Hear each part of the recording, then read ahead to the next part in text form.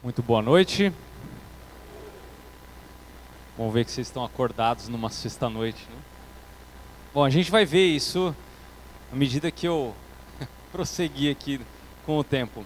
Mas eu estou muito feliz de estar aqui, muito feliz de ter recebido esse convite para estar com vocês. Tenho família aqui no Rio de Janeiro, então não é uma cidade estranha para mim. Vocês vão perceber pelo meu sotaque que é a parte da minha mãe que é daqui, ou seja, a parte que foi embora. Ou seja, eu não tenho nada do sotaque daqui, tá bom? Nem torço para time de futebol daqui, tá? Eu nasci em São Paulo, capital. Hoje sou casada com uma curitibana chamada Raquel e tenho 2 filhos que nasceram em Londrina. Londrina, para quem não sabe, é uma cidade que foi fundada por ingleses e por conta da neblina que tem lá em Londrina, ela recebeu o nome de Pequena Londres, porque ela simula só a neblina, não a temperatura. Lá é quente, tá? Lá não é que nem Curitiba, Londrina é quente. Então eles chamaram de Pequena Londres, hoje a gente mora lá. Sou casado com a Raquel faz 13 anos e nós temos 2 filhos, a Giovana de 8 e o Felipe, que é o nosso gordinho, ele tem 2 anos, acabou de fazer 2 anos. Quando o seu pastor me fez o convite, ele me deu um tema muito específico, que é muito caro para mim, é muito importante para mim, porque eu entendo que ele é algo muito esquecido nos dias de hoje, mas ele é inversamente proporcional importante para a igreja. Ao mesmo tempo que ele é esquecido, ele é um tema muito importante. E eu espero que você, com o seu bloco de anotações, você seja diligente. Eu vou colocar para vocês alguns pontos que nós vamos trabalhar, e eu espero que à medida que a gente segue aqui com o nosso tempo, você possa fazer as suas anotações. Antes disso, eu quero mais uma vez orar com vocês, para que o Senhor nos abençoe nesse tempo aqui. Feche seus olhos, acalme seu coração.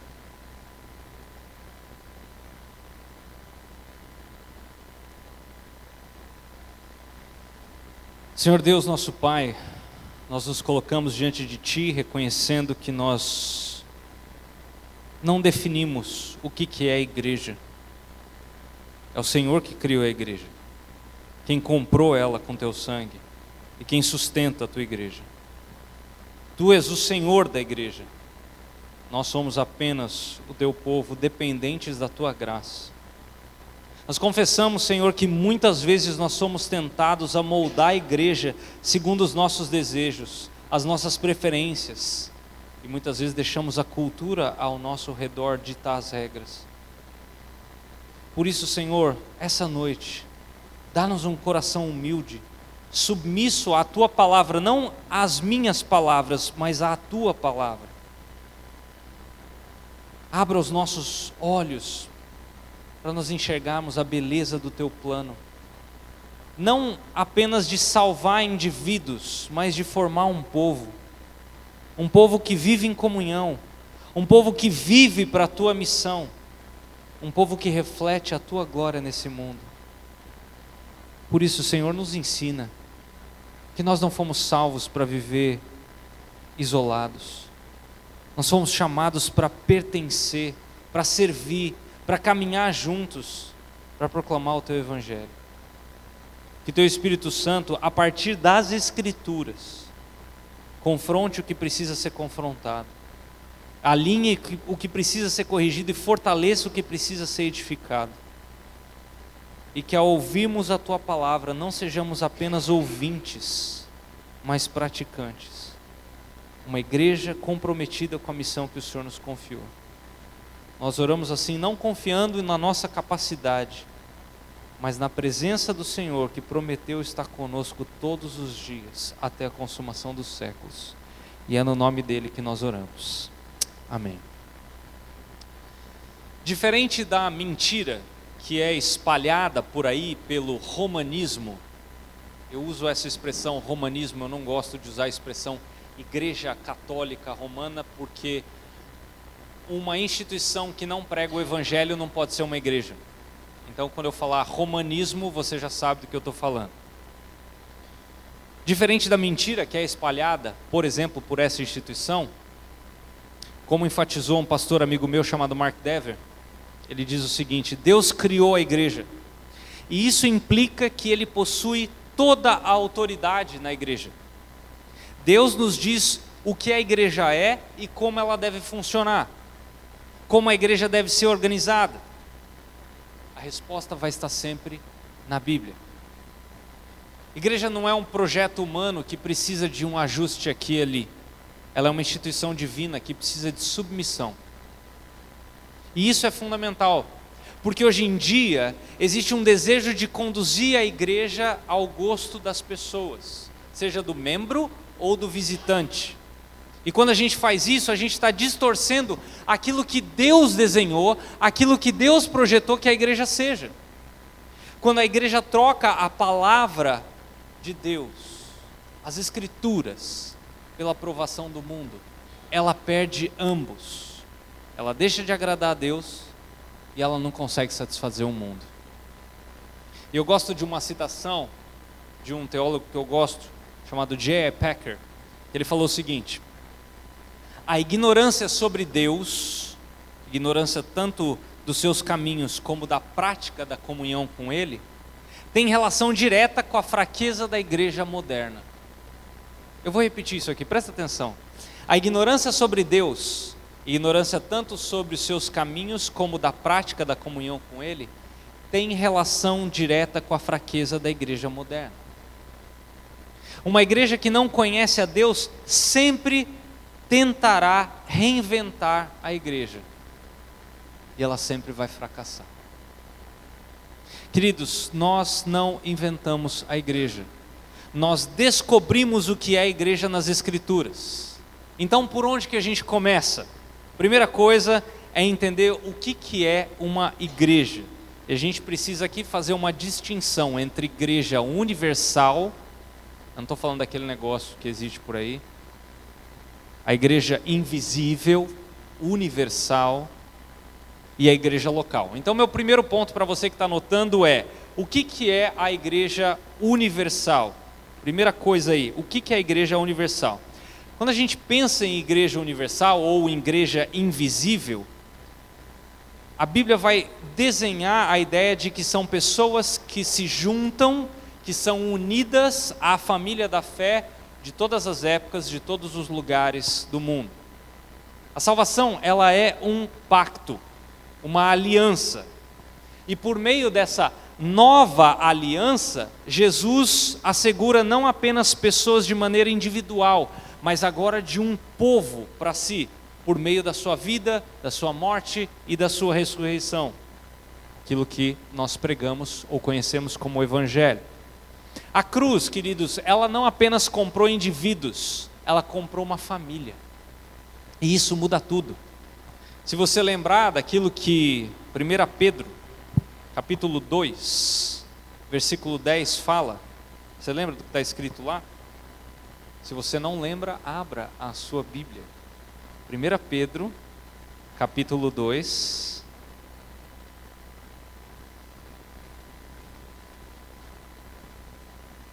versículo 10. Vós sim que antes não erais povo, mas agora sois povo de Deus, que não tínhamos alcançado misericórdia, mas agora alcançastes misericórdia. Pedro mostra que ao recebermos a misericórdia salvífica, nós fomos feitos povo de Deus, nós que não éramos povo. Por isso, a igreja universal, ela é sim a nossa identidade. E a igreja local é o nosso endereço de obediência. Quem diz pertencer ao povo de Deus, mas rejeita viver com o povo de Deus, contradiz a própria salvação que professa. Talvez a melhor metáfora para a salvação é a ideia de adoção. Paulo vai falar bastante sobre adoção, né? Romanos 8, versículo 15, lá em Gálatas capítulo 4, versículo 5, em Efésios 1, ele vai falar no versículo 5. Ser adotado é receber simultaneamente uma enorme quantidade de irmãos e irmãs. E isso é a igreja universal. novos irmãos e irmãs de todas as épocas, de todo o mundo, que pertencem a um único povo, que formam uma única aliança. Ser salvo, então, é ser adotado. E ninguém escolhe a família depois da adoção. Agora, note que quando ele nos salva pela graça, Paulo ele vai dizer lá em Efésios 2,6, né, que Deus nos ressuscitou com Cristo e nos fez assentar nas regiões celestiais.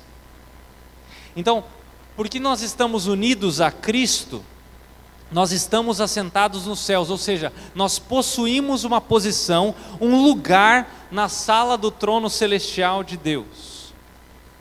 Todas as prerrogativas desse lugar nos pertencem, porque nós somos filhos do Rei. Mas não para por aí. Paulo ele vai mostrar que nós não apenas somos reconciliados verticalmente, também existe uma reconciliação horizontal. Ele vai falar, se você está lá em Efésios 2, ele vai falar no versículo 13, mas agora, como o pastor Alessandro leu, em Cristo Jesus, vocês que antes estavam longe, vocês foram aproximados mediante o sangue de Cristo. Aí no versículo 14 fala, pois Ele é a nossa paz, a qual de ambos fez um. Não existe reconciliação verdadeira com Deus que não produza reconciliação visível com o povo de Deus ou entre o povo de Deus. Em outras palavras, se você não está assentado com Cristo nas regiões celestiais, se você está assentado com Cristo nas regiões celestiais, você também está assentado lá com todos os seus irmãos e irmãs. Essa é a Assembleia Celestial, a Igreja Universal, que Paulo vai discorrer nos capítulos seguintes de Efésios, Efésios 3, 4 e 5. Só que isso aqui levanta uma pergunta para a gente: como é que é possível que os salvos na terra possam estar agora reunidos no céu? Não faz muita diferença, a menos que você tenha uma cabeça hollywoodiana. Queridos, diante do tribunal de Deus, os salvos eles foram declarados perfeitos por meio da nova aliança, ainda que pecadores. Do céu, Deus conta todos aqueles que já nasceram de novo como santos, salvos, tanto os que já morreram, quanto os que estão vivos, detentores dessa posição em Cristo. Se você tem dúvida disso, anota aí para ler depois Hebreus capítulo 12, dos versículos 22 a 24. Hebreus 12, de 22 a 24.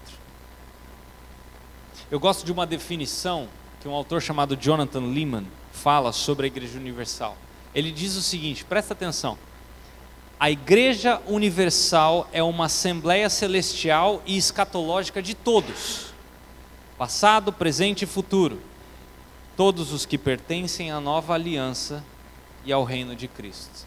Eu vou repetir: a Igreja Universal é uma assembleia celestial e escatológica de todos, do presente, do passado e do futuro, que pertencem à nova aliança e ao reino de Cristo. E é essa igreja que Jesus prometeu construir lá em Mateus 16. Esse é todo o corpo de Cristo, a família de Deus, ou o templo do Espírito, que a gente ouve essas diferentes nomenclaturas para a igreja. E queridos, a membresia nesse corpo vem com a salvação. A igreja invisível é o que nós somos em Cristo, e a igreja local é onde nós provamos que isso é verdade. E esse é o meu segundo ponto.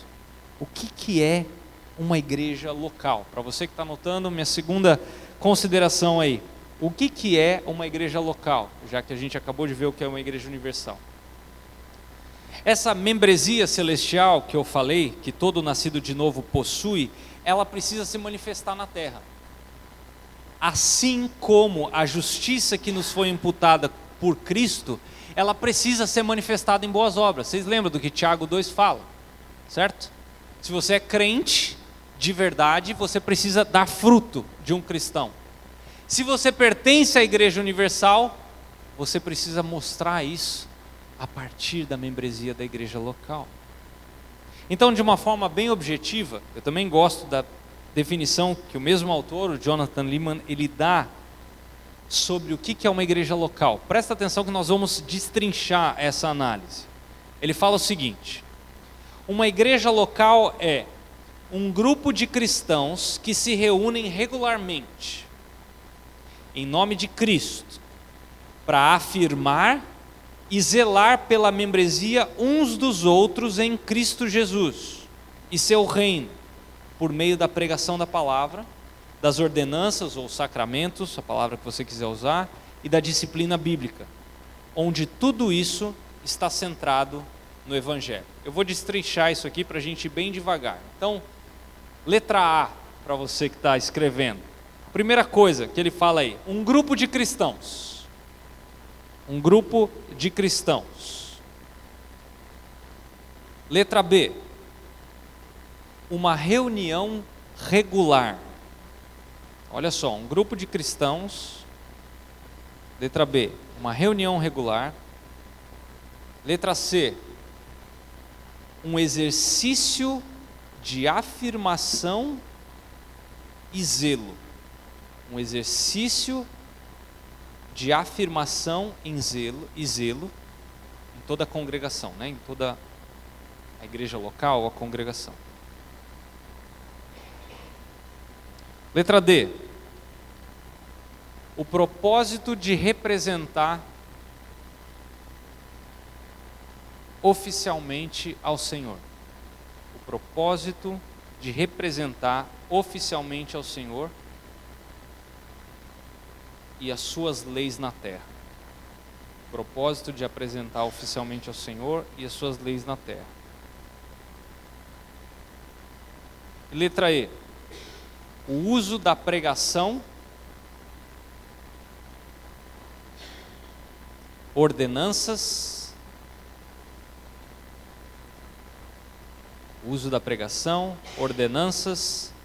e disciplina para esses propósitos. O uso da pregação, ordenanças e disciplina para esses propósitos. Falei 5 pontos aqui. Os últimos 4 pontos, eles transformam um grupo de cristãos, porque o primeiro ponto é um grupo de cristãos, tá? Então, os últimos 4 pontos, eles transformam um grupo de cristãos que investe um tempo num lugar, numa igreja local. Olha só, presta atenção. Então, a reunião, que às vezes a gente desconsidera, o culto público, é importante por vários motivos. Pensa comigo na figura de uma embaixada. A igreja é onde nós cristãos vamos a público para declarar para esse mundo que está aí fora a nossa maior fidelidade. É uma embaixada mostrando publicamente a nossa futura nação. O que é uma igreja? Nós temos que anunciar, cantar, orar, ler aquilo que reflete o que nós vamos fazer um dia no céu. Isso tem que fazer, inclusive, a gente pensar sobre culto. Será que a gente está realmente fazendo aquilo que a Bíblia diz que nós devemos fazer no culto? O momento que nós nos reunimos é onde nós nos curvamos diante do nosso Rei através de adoração. E adoração não é só música, tá? Louvor não é só música, tá? Eu estava comentando com o Oscar no carro que eu gosto de música. E muitas vezes a gente tem a tendência a falar que música se resume a louvor. Não. Nós fazemos com música, com o tempo de música que a gente teve aqui, muito mais do que louvor. A gente louva, a gente adora, a gente agradece, a gente pede. Pasme, a gente lamenta, não é reclamar. Não tem um livro na Bíblia chamado Lamentações? Com música, ou com um momento de música, nós fazemos muito mais do que apenas louvor. Então, quando você fala, muitas vezes, que o momento aqui é o momento de louvor, a gente está meio que diminuindo esse momento. Esse momento é um momento de música onde nós fazemos muitas coisas. que Deus nos ensinou, principalmente no livro de Salmos, né? Que nós podemos fazer a Deus. Fecha parênteses, isso aqui é mal de professor, eu gosto dessa área, então... mas é onde a gente se curva diante do Rei em adoração. A igreja, ela não pode ser um reflexo do mundo. Ela é um território estrangeiro dentro do mundo. Isso é que é a igreja. A reunião também é um lugar onde, número 2, o rei ele estabelece o seu governo por meio da, primeiro, pregação da palavra, das ordenanças e também da disciplina bíblica. Terceiro, a pregação do evangelho, ela explica a lei da nossa nação, como que nós somos regidos. Ela declara o nome do nosso rei, explica o sacrifício que ele fez para se tornar o nosso rei. Ele nos ensina sobre os seus caminhos e nos confronta no nosso pecado.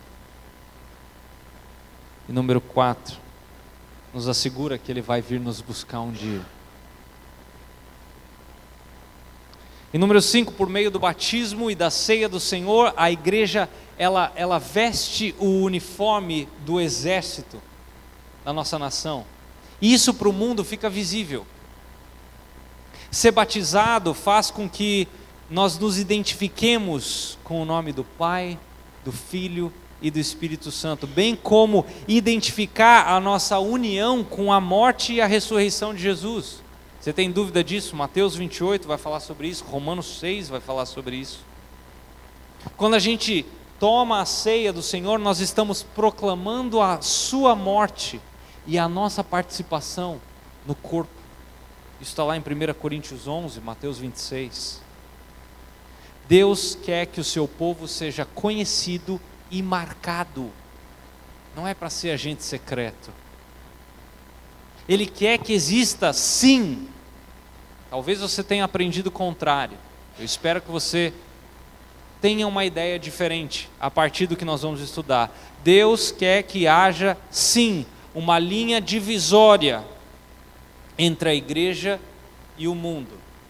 Não é para a gente viver isolado do mundo, mas é para haver, sim, uma distinção clara entre os que são dele e os que não são dele. Ele quer um povo identificado. Então, resumindo, o que é uma igreja local? É uma instituição que Jesus criou e ele autorizou para anunciar o evangelho do reino.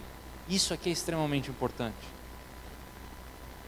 Jesus Cristo, ele criou essa instituição e ele autorizou para anunciar o evangelho do reino, a promover professores, anunciantes, arautos do evangelho, a zelar pelo discipulado e a expor impostores.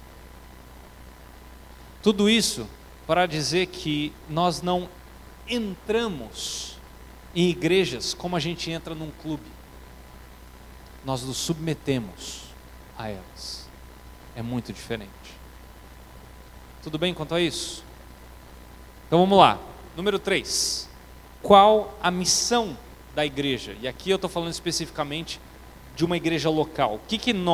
Qual a missão da igreja? O que nós, como igreja, devemos fazer? O que vocês, especificamente aqui, a missão Ágape, deve fazer? Onde que uma igreja deve mirar? Qual que deve ser o alvo de uma igreja local? O que Deus quer que essa igreja faça? Qual que deve ser a missão dessa igreja? Tudo isso é importante se responder, porque quando uma igreja perde a clareza sobre a sua missão, ela se ocupa com tudo e não cumpre nada.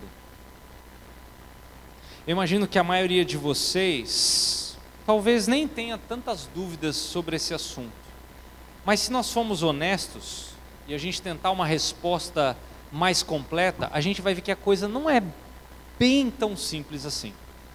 Por exemplo, será que a missão da igreja é fazer boas obras praticando justiça social? Ou será que é pregar o evangelho e fazer discípulos? Ou será que ambas as coisas? Ainda em cima dessa ideia, será que a missão da igreja ela é tão ampla quanto a missão de Deus? Se Deus faz algo, será que como igreja nós temos que nos engajar nas mesmas coisas que Deus faz? Será que a missão da igreja é edificar o reino de Deus? Será que a missão da igreja é trabalhar para trazer o shalom de Deus para o mundo? Será que a missão da igreja é que trabalhemos para edificar novos céus e nova terra aqui? Deu para entender como é que definir missão da igreja não é tão simples assim? Porque eu aposto que na sua cabeça você estava respondendo sim para a maioria das perguntas que eu estava fazendo. Só que a gente não pode desistir de responder essa pergunta porque ela é crucial para a vida de uma igreja. Deus não nos salvou para nos deixar vivendo aqui de braços cruzados até que Ele nos busque, ou até que a gente vá para o céu, né? A igreja não foi salva para simplesmente existir, ela foi salva para ser enviada. Deus não deixou a igreja local, que é uma embaixada do reino na terra, sem instruções, como se a gente tivesse que se virar para descobrir qual que é a missão da igreja. Não. O Senhor Jesus nos deixou instruções com um propósito específico, e por isso a gente precisa ter clareza desse propósito, para que a gente possa ensinar uns aos outros e trabalhar juntos, uns com os outros, para glorificar Ele. Eu quero aqui particularmente defender a ideia de que a missão da igreja ela é focada, ela é centrada, ela é resumida na grande comissão. Quando Jesus se apresenta no final do evangelho de Mateus, outros evangelhos também, no começo de Atos ele também se apresenta ali, mas nós mais conhecemos a grande comissão ali por Mateus 28, né? Eu creio que a missão da igreja é proclamar o evangelho e fazer discípulos. Pensando nisso, a missão da igreja não é tudo o que nós podemos fazer em nome de Jesus, mas é uma tarefa específica que a gente recebeu do Rei. A igreja não é uma ONG com versículos, ela é um exército com uma mensagem. O sucesso dessa missão não é medido pelo número de pessoas que entram num prédio no domingo, mas pelo número de discípulos que saem para o mundo na segunda-feira. Então, para a gente entender bem essa tarefa, a gente tem que olhar para a grande comissão, e eu quero ver com vocês 4 motivos pelos quais eu creio esse ser o melhor lugar de onde a gente tira o conceito de missão da igreja, que Deus nos deixou para realizar. Então, número 4, eu quero fundamentar a missão da igreja em mandamentos explícitos da Escritura. Fundamentar a missão da igreja em mandamentos explícitos da Escritura. E não somente em implicações que nós vemos em algumas passagens isoladas, tá? E é um dos equívocos mais comuns do conceito missional que existe por aí hoje em dia, que é de supor que se a gente vê Deus fazendo algo, a gente tem que ir lá participar. Ou quando Deus se importa com algo no mundo, não, essa tem que ser a nossa missão. E o argumento é o seguinte: se a Missio Dei, que é um nome latino para missão de Deus, se a missão de Deus é, em última análise, restaurar o shalom, né, a paz de Deus no mundo e renovar esse cosmos, então nós, como parceiros de Deus, a gente tem que trabalhar para isso acontecer. A gente tem que trabalhar para trazer o shalom de Deus no nosso bairro, na nossa cidade, buscando, né, aproximar o local em que a gente vive daquilo que um dia vai ser quando Ele voltar. Tem um homem famoso que defende essa ideia, um homem chamado Chris Wright, grandes defensores, né, desse conceito missional, e ele vai dizer o seguinte, presta atenção: tudo que um cristão ou uma igreja cristã é, diz e faz, deve ser missionário, numa participação consciente na missão de Deus, no mundo de Deus. Parece bíblico, né? Mas pensa comigo, E se a Bíblia não nos chama para trabalharmos em parceria em todas as coisas que Deus faz? E se na obra de salvação, de restauração, de recriação, forem obras das quais você e eu não cooperamos em nada, mas dádivas que nós recebemos de Deus e muitas vezes testemunhamos? Ou você tem controle sobre a salvação de alguém? Eu não tenho esse poder. Deus me permite orar por pessoas, mas a minha oração não muda o coração de Deus, ela trabalha no meu coração. Ao contrário do que muitos vão dizer por aí, né, que a oração é a borracha que você tem porque Deus escreveu a lápis. Foge desse tipo de lobo, tá? De pilantra. E se a nossa missão como igreja não for igual à missão de Deus? Confundir a missão de Deus com a missão da igreja é assumir responsabilidades que Deus nunca nos deu. Nós não somos Deus. E quando a gente lê a Escritura, isso fica claro. Existem coisas que Deus fez onde não houve participação humana nenhuma. Por exemplo, Jesus morrendo na cruz. Qual que é a participação humana que tem ali? Tem coisa que Deus faz no mundo que Ele não quer que a gente faça parte. Por exemplo, a gente tem algum controle sobre quantos milímetros ainda vai chover essa madrugada aqui no Rio? Não, isso está na mão dEle. Tem coisas que Deus vai fazer no fim da história que a gente não vai participar, como a destruição, a condenação dos ímpios. A gente não vai ter ingerência nenhuma sobre isso. A nossa missão, queridos, não é imaginar, é obedecer à Escritura. Por isso que eu entendo que é melhor a gente encontrar a missão da igreja em lugares específicos da Escritura, ao invés de supor que nós somos parceiros de Deus em absolutamente tudo que Ele faz para o mundo. Tudo bem quanto a isso? Então, número 5. Olhe para o Novo Testamento. Olhe para o Novo Testamento mais do que para o Antigo Testamento para estabelecer uma teologia da missão da igreja. Mesmo quando a gente fala em missão do povo de Deus, existe uma mudança fundamental entre Antigo e Novo Testamento. Obviamente isso aí está fundamentado na pessoa de Jesus, né, que é o ponto de virada da história. Agora, com isso, eu não estou advogando que o Antigo Testamento mostra um Deus que não está preocupado com as nações do Antigo Testamento. Não é isso, tá? Existe muito pilantra por aí dizendo que o Deus do Antigo Testamento não é o mesmo Deus do Novo Testamento. Isso aí é coisa antiga, lá do século II. Um homem chamado Marcião já pregava esse negócio aí. Se você quiser saber um dia mais sobre a história da igreja, depois a gente pode conversar. Mas isso é velho, isso não é novo. Mas está cheio de pilantra revisitando essa mentira lá do século II. Tá? O lance é o seguinte: Deus, Ele prometeu abençoar as nações por meio do povo de Israel. Vocês lembram disso? A gente vê esse plano revelado, desdobrado em vários pontos do Antigo Testamento, mas é óbvio que o Antigo Testamento, ele se preocupa principalmente com a nação de Israel.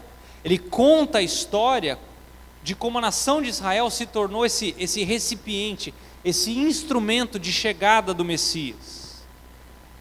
Repara que o povo de Israel do Antigo Testamento não se envolvia em missões transculturais, por exemplo. Tirando Jonas, que foi um ponto fora da curva ali, que é um livro que existe para mostrar o quanto o povo estava sendo extremamente egoísta e não estava enxergando a soberania de Deus na salvação. Aliás, deixa eu fazer um outro parênteses. Estou falando que eu sou professor, eu gosto de fazer isso. Se você tem alguma dificuldade com a eleição de Deus, Deus escolher, Deus tocar numa pessoa para ela ser salva, olha para a história de Jonas. Geralmente a gente tenta convencer uma pessoa através do peixe, né? Fala assim, não, Jonas falando, não, eu não quero ir para Nínive, eu não quero ir para Nínive. Deus falando, você vai. Não, eu não quero, ó, vou até me matar, ó, me joga lá. Ele vai lá, Jonas queria se matar, tá? Por isso que ele se joga lá ou é jogado, né, pelos marinheiros, mas ele fala para ele ser jogado. Aí Deus vai lá e fala assim, peixe, engole ele lá. Agora peixe, cospe ele lá. E Jonas vai.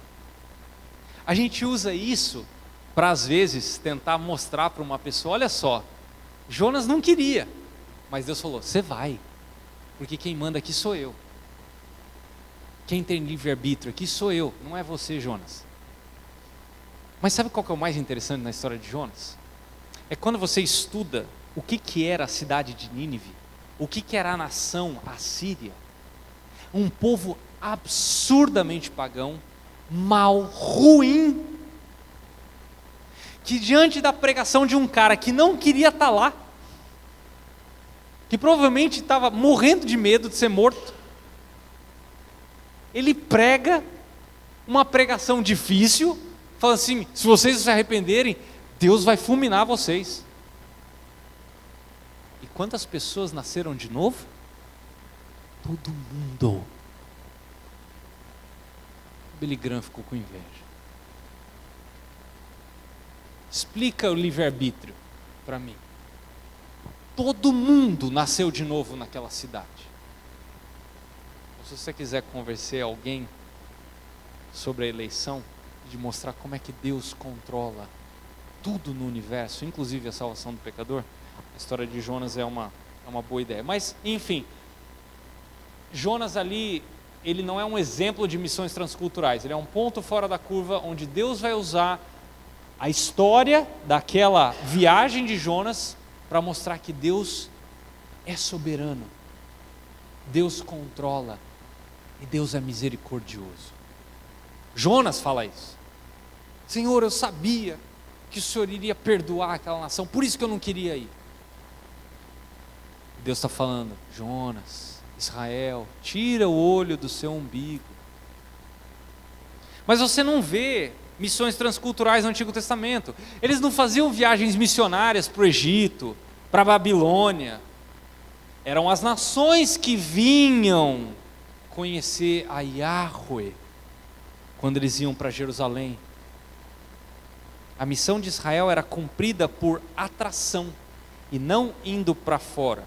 Agora, presta atenção como é que isso muda radicalmente no Novo Testamento com a chegada de Jesus. Ele vem ao mundo, começa seu ministério e a sua palavra começa a ser pregada em nações diferentes. Sim, tem uma diferença fundamental aí entre Antigo e Novo. Tá? No Antigo Testamento as nações vinham, no Novo Testamento a igreja vai. Tudo bem quanto a isso? Vamos lá, número 6. Número 5 a gente falou que a gente tem que olhar para o Novo Testamento. Número 6 a gente tem que olhar particularmente para Jesus no Novo Testamento. Devemos olhar particularmente para Jesus no Novo Testamento, para a nossa diretriz missiológica. Jesus é o rei da igreja, ele fundou a igreja, e ele deu à igreja a autoridade de falar em seu nome. Jesus, ele comissionou a sua igreja, e ele disse que ela deveria, o que ela deveria fazer no mundo. Por isso que eu falei que eu gosto dessa ideia da igreja como uma embaixada. Essa embaixada que Deus criou aqui no mundo. Ou seja, pensa comigo, vamos lá. Vamos fazer um exercício aqui. Quem de vocês dois tende a ser o mais desastrado? Perder as coisas. Ok. Então vamos lá, dizendo que esse casal querido aqui de vocês foi passear numa cidade onde vocês têm o sonho de ir na Europa. Itália, tá bom. Toscana, olha lá. Então, quem sabe, daqui uns 2 anos, vocês recebem uma bênção do Senhor e vocês vão lá fazer uma viagem, sem os filhos, só os dois, você está ouvindo, né? Só os dois. E eles estão passeando lá pela Toscana e de repente, o seu pastor, ele perde o passaporte dele. O que eles têm que fazer? Eles têm que ir até a embaixada, e lá na embaixada, ele vai receber um novo passaporte. Pensa comigo, a embaixada fez dele um cidadão brasileiro? Não. já é um cidadão brasileiro. O que a embaixada fez? Ela ratificou perante o mundo que o seu pastor é brasileiro. Aí o que é interessante? Eles estão na viagem e eles conheceram um outro casal de italianos lá, fizeram amizade e tal, conversaram. E quando eles foram na embaixada pegar o passaporte, eles receberam 4 convites para um jantar na embaixada brasileira. Aí eles pensaram, puxa vida, a gente tem 4 convites, vamos convidar aquele casal de italianos. Pensa no que acontece quando aquele casal de italianos entra na embaixada. Onde que eles estão? Eles estão na Itália. Mas a hora que eles pisam na embaixada brasileira, eles começam a ouvir que língua? O português. Eles começam a cumprimentar as pessoas, e se tem muito carioca lá, vai cumprimentar com quantos beijinhos? 2 ou 3. Vai ter um jantar. Que comida que eles vão comer? Pizza? Não. Vai ter talvez uma feijoada, vai ter um churrasco, vai ter camarão, sei lá. Vai ter uma comida brasileira. Diferente daquilo que os italianos estão acostumados. Ele vai começar a ouvir, a sentir o tratamento que um brasileiro dá, que é diferente um pouquinho do tratamento do italiano. Então, o que aquele casal está experimentando? Ele está experimentando o Brasil em solo italiano. O que é a igreja local? Ela é a embaixada do reino. Quando um incrédulo entra aqui, ele tem que ter um gosto do céu. Isso tem que fazer a gente pensar, para ter certeza de que a gente está de fato representando o céu conforme a Escritura Sagrada. Porque é muito fácil a gente fazer as coisas da nossa cabeça.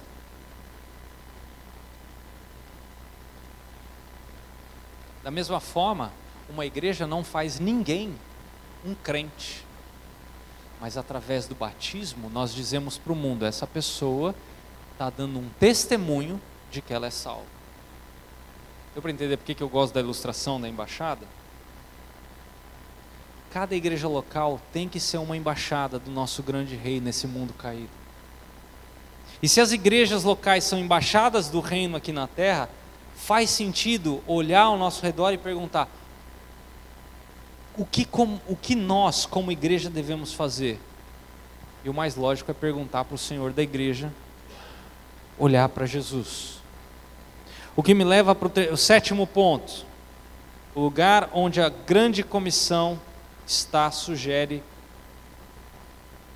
uma importância estratégica. O lugar onde a grande comissão está sugere uma importância estratégica. Pensa comigo, depois de tudo que Jesus falou, ensinou, parece que a igreja primitiva, ela deu um enfoque especial nas últimas palavras de Jesus. Os evangelhos, eles registram as últimas palavras de Jesus na terra, aos seus discípulos, e parece que dá uma importância para essas últimas palavras. Palavras registradas depois que Jesus morreu e ressuscitou, mas logo antes dele subir aos céus. O senso comum, tá, e a primazia bíblica mostra que as últimas palavras de uma pessoa, né, têm uma importância significativa, tem um peso grande, e a ideia que dá é que os evangelistas, eles registraram essa ideia, esse peso grande. Ele profere isso especificamente, quero que você vá com a sua Bíblia para lá, Mateus capítulo 28. Ele também fala disso em Marcos, rapidamente, no início de Atos, mas eu quero me valer das palavras de Mateus ali. Mateus 28. Eles deixam claro que, todos os evangelistas, né, deixam claro que essas são as instruções do rei, e ignorar as instruções do rei nunca devem ser uma opção para o seu povo. Então, vamos voltar os nossos olhos para olhar a missão da igreja nesse lugar. Estou abrindo aqui na revista atualizada, na Almeida atualizada, para acompanhar com a mesma versão que você tem aí. Quero analisar esse texto com vocês. Então, ponto 8 aí, para você que está anotando, Mateus 28, do versículo 16 ao 20. Mateus 28, do 16 ao 20. Esse texto aqui, final do livro, que por 28 capítulos veio contando histórias de Jesus, afirmações que ele fez de ser o rei de Israel e o filho de Deus, o servo sofredor, o mediador entre Deus e o ser humano, o representante, o substituto do seu povo. E Jesus confirmava tudo que ele falava com seus milagres. E no final do livro ele se submete à vontade do Pai, vai à cruz, depois de clamar, meu Deus, por que me desamparaste? Ele morre. Mas aí ao terceiro dia, as mulheres veem o túmulo vazio, queriam encontrar Jesus. Ok, Jesus morreu e ressuscitou, provando ser quem ele disse que ele era, o Rei dos Reis. E como é que essa história termina? De certa maneira, a história termina porque a obra de Jesus na terra está completa e ele está prestes a ascender aos céus. Por outro lado, a história está apenas começando. Olha só, Mateus 28, a partir do versículo 16, olha só. Os 11 discípulos partiram para a Galileia, para o monte que Jesus lhe havia designado. Eles tinham combinado isso aqui antes. E quando viram Jesus, o adoraram, mas alguns duvidaram.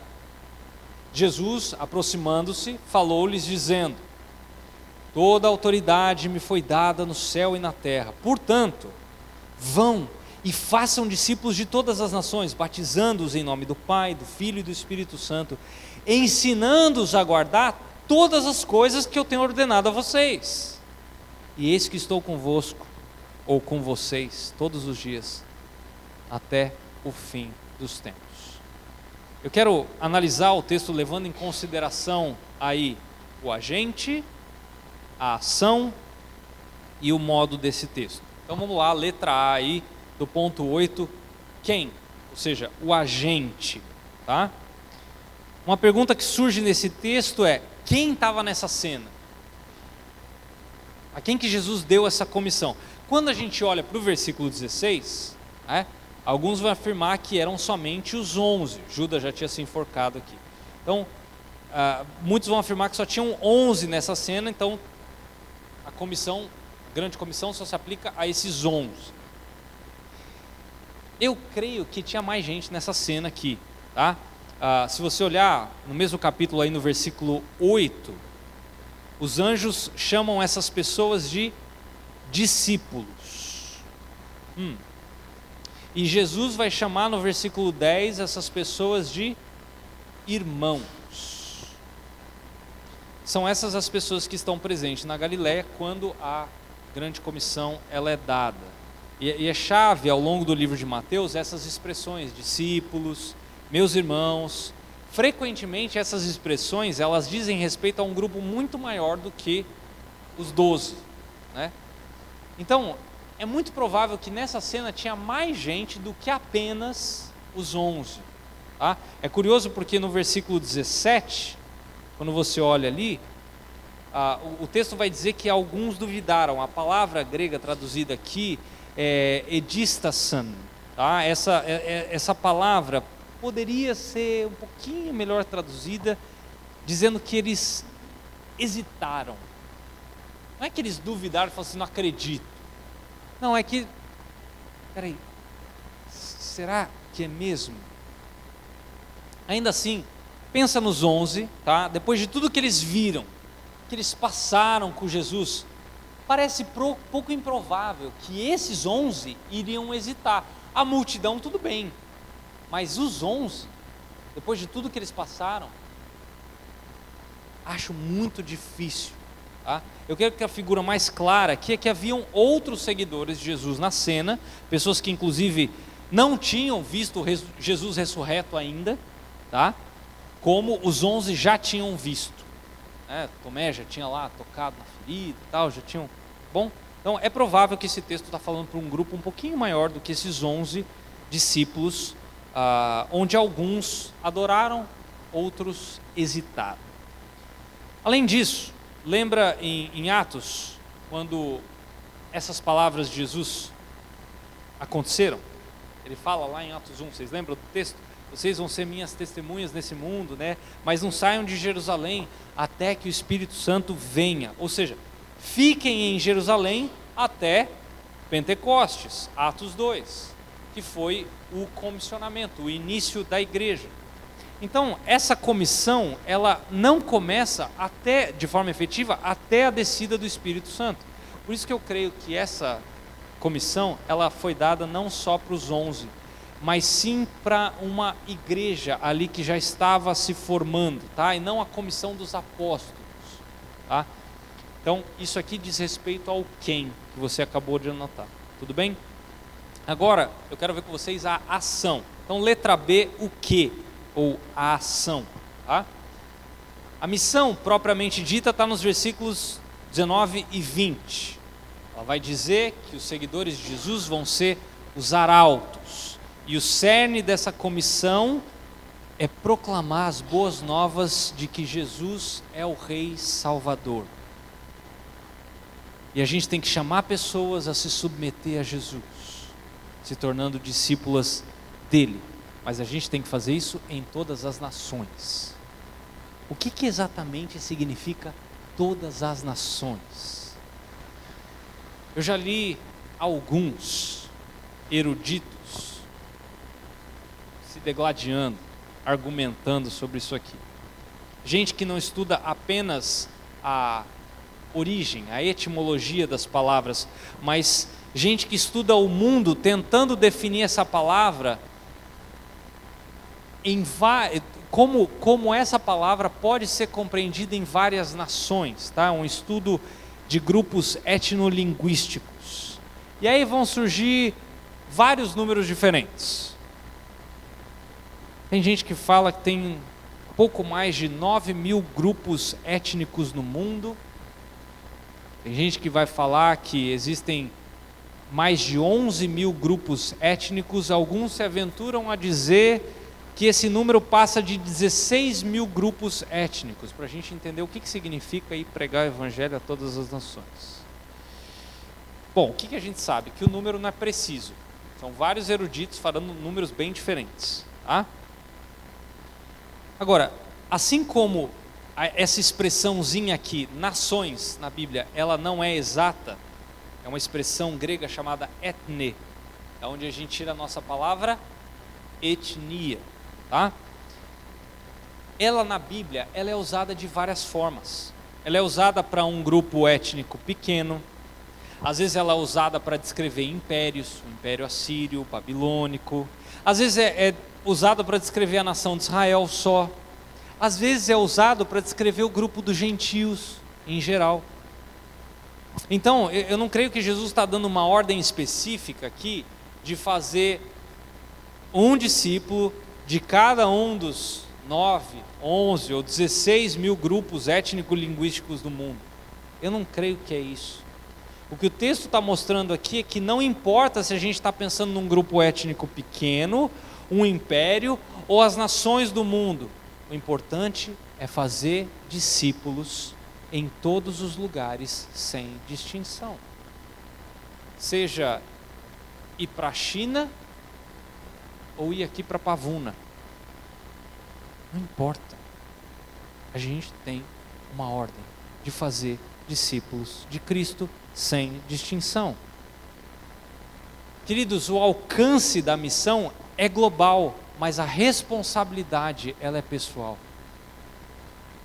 Isso tem que estar na nossa mente. Eu já vi em algumas igrejas, ainda bem que vocês não têm isso aqui, mas eu já vi em igreja, inclusive aqui no Rio de Janeiro, aqueles gráficos missionários. Quem já é mais velho de igreja sabe, já viu isso aqui. Aqueles gráficos missionários que procuram mostrar o quanto falta para que a obra missionária seja cumprida. Você já viu isso aí? Para que a grande comissão seja completada. E aí o pior, as pessoas falam, aí Jesus vai voltar. Como se a gente pudesse manipular a volta de Jesus. Nada a ver. Tá? O nosso dever, a nossa missão é pregar o evangelho, fazer discípulos até que Jesus volte. Evangelizar sem discipular é incompleto. E discipular sem evangelizar é impossível. nós temos que fazer na ordem que Jesus mandou, sem distinção de pessoas. Agora, a ordem de fazer discípulos, que a gente vê aqui no versículo 19, ela é qualificada por alguns termos. Olha só, primeiro, a palavra ide, ou vão, dependendo da tradução que você tem aí, né? Número 2, a palavra batizando-os, versículo 19 ainda. E a terceira que qualifica é ensinando-os, do versículo 20. Eu imagino que alguns de vocês já devem ter ouvido alguma pregação, algum estudo que falava sobre o significado dessas palavras. Eu não vou entrar nisso porque eu não tenho tempo, tá? Eu vou focar no ponto de que nós cristãos, membros de uma igreja local, nós temos que nos envolver com a tarefa de proclamar o evangelho do reino no mundo. E a partir do momento em que o evangelho é proclamado e uma pessoa é salva, aí o batismo acontece, como eu falei antes, aquele compromisso de lealdade ao rei. E aí nós ensinamos essa pessoa a guardar o quê? Tudo que Jesus nos ordenou, para que essas pessoas aprendam a seguir a Cristo e possam fazer discípulos de Cristo e replicar isso. Esse modelo que é o que nós temos como a grande comissão. E a gente vai fazer isso até Jesus voltar. Bom, e o modo? O como, essa é a letra C aí. Como? O modo. Olha o versículo 20. Ensinando-os a guardar todas as coisas que eu tenho ordenado a vocês, e eis que estou convosco todos os dias até o fim dos tempos. Repara que esse evangelho não termina com uma ordem. Isso é lindo, gente. Ele termina com uma promessa que é um fato. Qual que é a promessa que está aí no final do versículo? Jesus vai estar sempre com os seus discípulos, enquanto eles cumprirem o que Jesus nos comissionou, a sua vontade. Isso é um fato. Eu não sei se você reparou, o livro de Mateus começa falando que Maria iria dar à luz a um filho chamado que significa, e Mateus termina falando que ele vai estar, legal, né? A missão seria impossível se não fosse acompanhada pela presença do próprio rei. Mas Leandro, você disse que esse evangelho foi escrito primariamente a um público judeu, é o público aqui de Mateus. Sim. Então como é que isso se aplica a nós? É aquele grupo lá, você falou que não eram 11, é um grupo um pouquinho maior, mas eles eram judeus. Repara que o propósito de Mateus era provar para Israel que Jesus era o quê? O Messias. O povo judeu ia perguntar o seguinte: se Jesus é o nosso rei, cadê o nosso reino? Ele não derrotou Roma. Jesus morreu numa cruz, cadê o nosso reino? Mateus indicou que o reino foi oferecido a Israel. E eles rejeitaram. E Deus adiou no plano soberano dele por um tempo. Agora, a partir de Cristo, o reino está sendo oferecido aos gentios. Você pode ler isso em Romanos 11. Para o espanto dos judeus. E essa é uma promessa fantástica do Espírito Santo habitando em todo aquele que crê. E é nesse poder, a partir dessa promessa, que a gente cumpre a missão. A gente não realiza a missão a partir da nossa capacidade, da nossa intrepidez, da nossa desenvoltura, da bondade que a gente tem no nosso coração. Mas a partir da força e do impelir do Espírito Santo, nós somos movidos a realizar a missão de Deus. A gente não cumpre a missão porque nós somos capazes, nós cumprimos a missão porque Deus está conosco. E é por isso que esses dois versículos são tão importantes. Todos os escritores do Evangelho registraram Jesus dando ordens, mas nem todos registraram a mesma ocasião. É claro que Jesus deu essa ordem em pelo menos 3 situações diferentes. Marcos e João registraram a primeira, você pode ver lá em Marcos 16 e João 20. E Mateus registrou a segunda, aqui em Mateus 28. Lucas registrou a terceira lá em Lucas 24 e Atos 1, né, obviamente. Os propósitos de Deus para nós, como seus discípulos, como sua igreja, não poderiam ser mais claros do que a grande comissão. Ótimo. Mas isso levanta uma grande pergunta e é com isso que eu quero encerrar. Se é verdade que a missão da igreja é de pregar o evangelho e fazer discípulos, e a missão ela é tão focada, tão centrada assim, pelo que a gente viu aqui no final de Mateus, então qual que é o lugar, por exemplo, das boas obras, da justiça social, de ajudar os necessitados, os mais pobres? Qual que é o local que isso ocupa na missão da igreja? Essa pergunta ela é boa, para não dizer que eu, talvez vocês aqui, que a gente é contra pobre, ou que a Bíblia não fala sobre socorrer os necessitados, ou que buscar justiça não é bíblico. Então vamos tentar ser bem claros sobre a relação entre a missão da igreja e as boas obras, ou buscar a justiça social. A pergunta que a gente tem que fazer não é se as boas obras são importantes para a missão da igreja. A pergunta nem é se fazer boas obras está conectado à missão da igreja. A Bíblia é muito clara e ela repete esse conceito muitas vezes, mas essa aqui não é a pergunta a ser feita. A pergunta vital aqui é: por que essas coisas são importantes e imprescindíveis? Qual é o alvo? Qual que é o propósito dessas coisas? Cavando um pouquinho mais fundo, o que a gente precisa saber é: será que o papel da igreja, será que é papel da igreja fazer boas obras e praticar a justiça social a fim de transformar esse mundo num local melhor para a gente viver? Presta atenção na pergunta. Ou será que é algo mais focado? Como eu falei, tem muita gente que advoga essa posição. Eu sei que talvez aqui no Rio de Janeiro isso não esteja tão disseminado. Isso existe em outros cantos do Brasil bem forte, tá? De gente que muitas vezes, até por causa da sua posição escatológica, das coisas que vão vir no futuro, eles entendem que o mundo vai melhorar e que Jesus vai estabelecer novos céus e nova terra aqui. Então eles entendem que eles têm que melhorar o mundo que nós vivemos neste momento, tá? Eu não creio que a Bíblia entenda dessa maneira. É triste porque ao invés de fazer uso desse poder de Deus aqui, essa posição depende da capacidade humana de fazer parceria com o mundo, muitas vezes, para mudar o mundo, por conta própria. Como é que é ilógico? Me permita aqui, repara na política.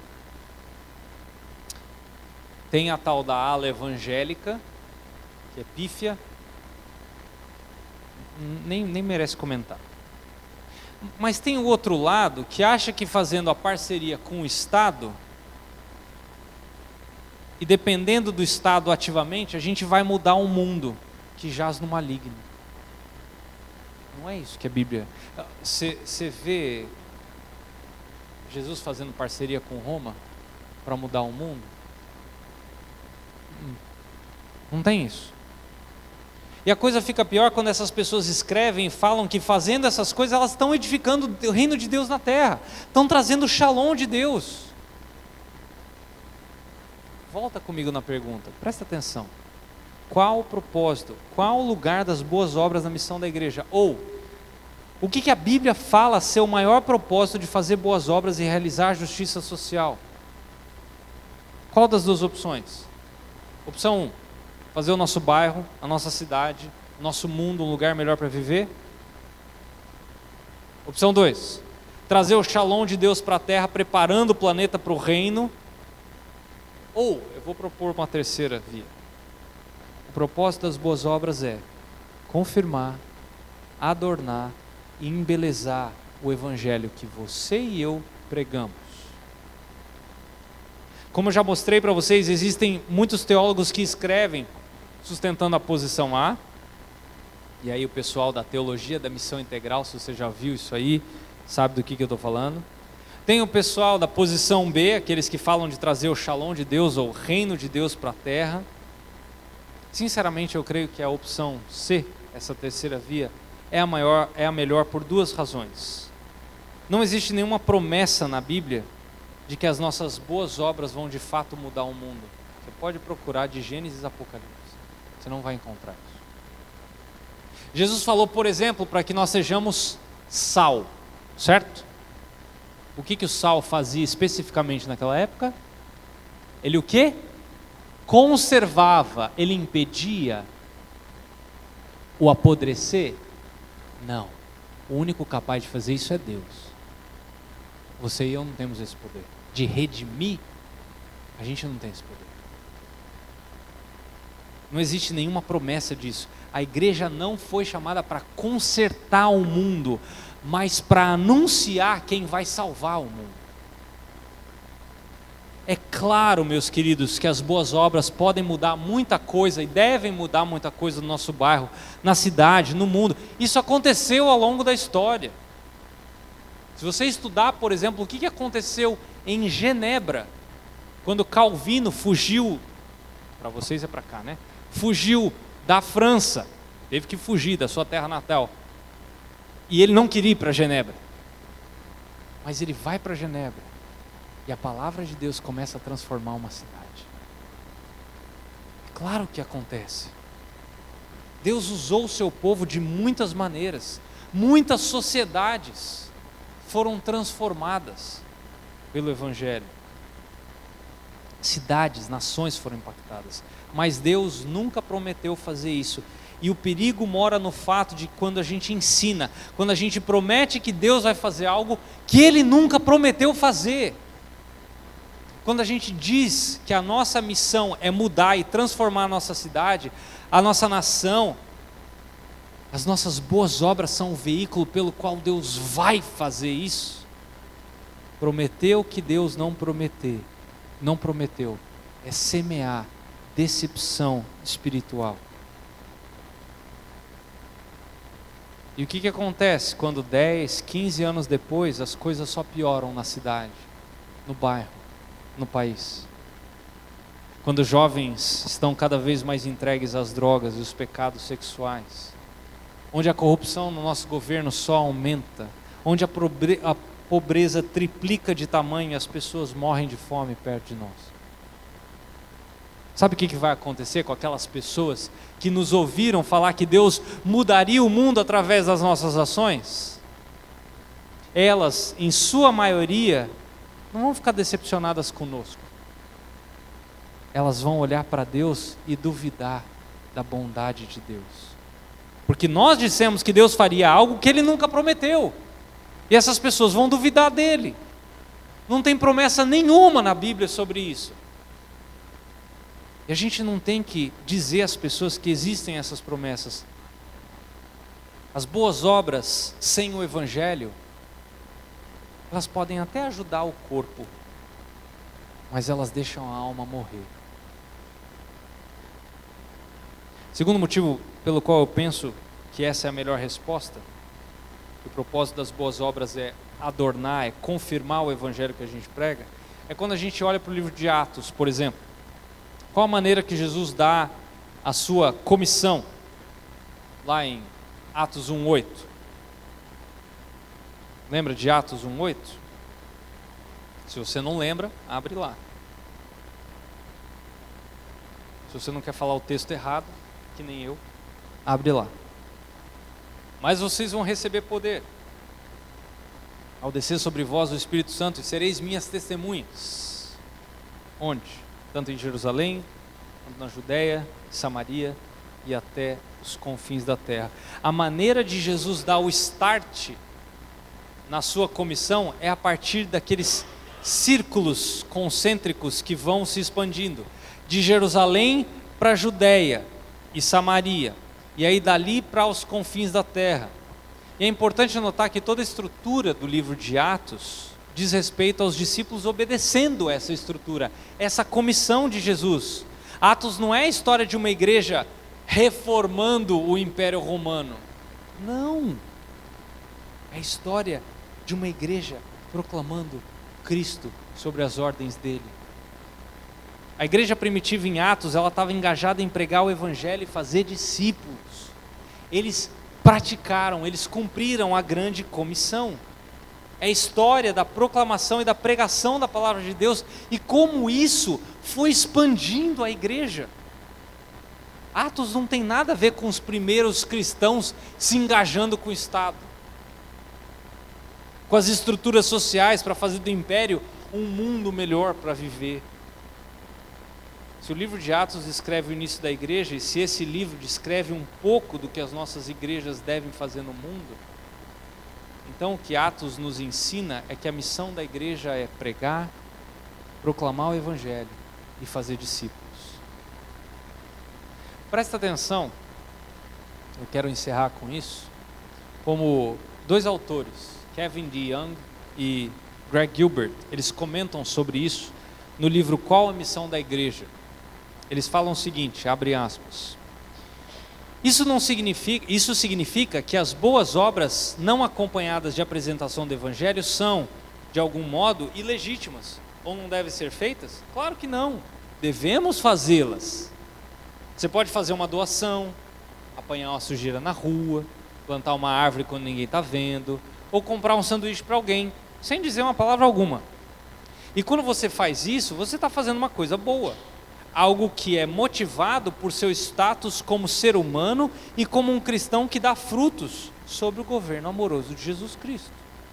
Mas, quando você faz essas coisas, precisa também saber e admitir que não está cumprindo parte da missão da igreja. Não está expandindo as fronteiras do reino. Você não está compartilhando o evangelho sem palavras. Não existe isso. Você está apenas fazendo coisas que os seres humanos redimidos fazem. Você está vivendo como um ser humano que foi salvo e regenerado pela graça de Deus. E quem sabe, talvez, na próxima vez que compra um sanduíche para alguém, terá tempo para explicar por que está fazendo isso em primeiro lugar. Queridos, fazer boas obras sem explicar o evangelho pode até parecer bondade, mas é um engano mortal. Então, qual é o propósito das boas obras naquilo que a gente faz? Confirmar o evangelho que a gente prega, fazer com que esse evangelho seja belo aos olhos das pessoas, corroborar a mensagem do evangelho, demonstrar o amor de Deus ao proclamar o evangelho. Então, o propósito das boas obras da Bíblia não tem a ver com melhoria no bairro, na cidade ou no mundo. Nem tem a ver com aquela música do Michael Jackson, Heal the World. Sare o mundo, faça dele um lugar melhor. Não. Greg Maylander, ele acertou em cheio quando ele falou o seguinte: a igreja corre de fato o risco de ser irrelevante quando em sua vocação dada por Deus torna central a preferência pelos pobres e não o favor de Deus para com os pobres de espírito. Presta atenção, eu vou ler isso aqui de novo. A igreja corre de fato o risco de ser irrelevante quando em sua vocação dada por Deus torna central a preferência pelos pobres e não o favor de Deus para com os pobres de espírito. Queridos, quando a igreja troca o evangelho pela relevância, ela perde ambos. O ponto central dessa pergunta é: qual o propósito teológico das boas obras? E não se as boas obras são importantes. É claro que as boas obras são importantes, mas a função dessas obras, como apresentadas na Bíblia, é de servir, de promover a embaixada do reino. E isso é proclamar a realeza de Jesus e fazer discípulos do Rei. E sabe qual que é o mais legal de tudo isso? É que essa missão é imparável. Porque não depende da força da igreja. mas da autoridade do nosso Rei. Vamos orar.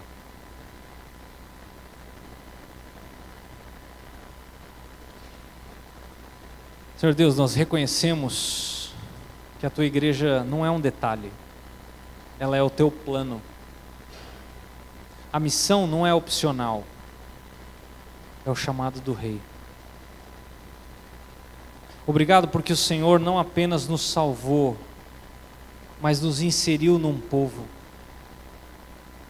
Obrigado porque o Senhor não nos deixou sozinhos, mas o Senhor nos deu irmãos e irmãs, nos deu uma igreja, nos deu um lugar onde a nossa fé é vivida, ela é provada, ela é fortalecida.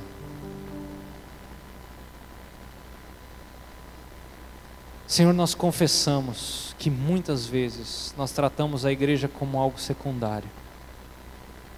Muitas vezes nós buscamos conforto em vez de compromisso.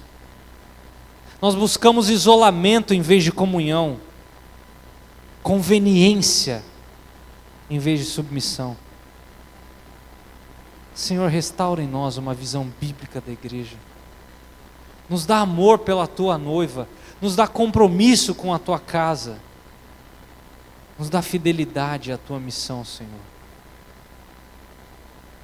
Que não sejamos uma igreja distraída com coisas secundárias, mas uma igreja focada naquilo que o Senhor nos ordenou: proclamar o Evangelho e fazer discípulos. Fortalece, Senhor, homens e mulheres aqui, comprometidos com a verdade, firmes na Tua palavra, corajosos na missão e dependentes do Teu Espírito. Que as nossas boas obras apontem para o Teu Evangelho. Que a nossa vida em comunidade reflita a Tua graça. E que a nossa missão anuncie a Tua glória.